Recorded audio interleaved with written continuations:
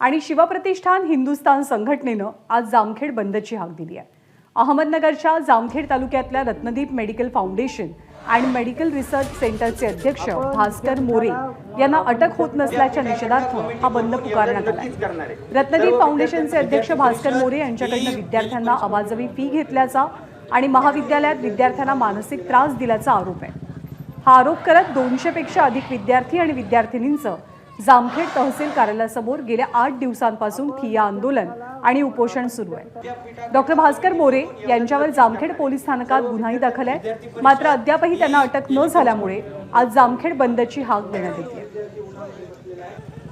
Ratnadeep foundation medical कॉलेजचे संस्थापक अध्यक्ष भास्कर मोरे यांनी कॉलेजच्या विद्यार्थी आणि विद्यार्थिनींवरती अनेक प्रकारे अत्याचार केलेला आहे।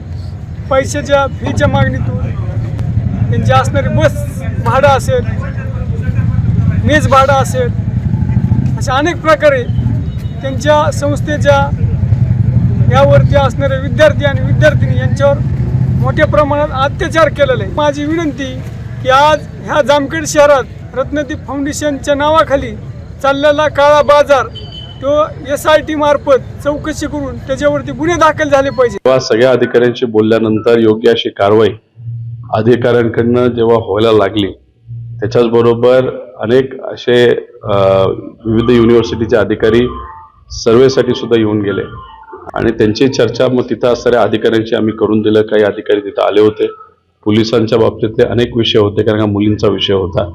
आणि मग ह्या सगळ्या गोष्टी काल 6-7 तास सर्व विद्यार्थ्यांशी बोलल्यानंतर कुठेतरी आता सुटल्यासारख्या आहेत। तिथं असणाऱ्या मुलामुलींना योग्य असा न्याय मिळावा असे कर्जत जामखेडकरांची इच्छा आहे आणि त्यांचा लोकप्रतिनिधी म्हणून मी तोच प्रयत्न केलाय। ABP माझा, उघडा डोळे बघा नीट।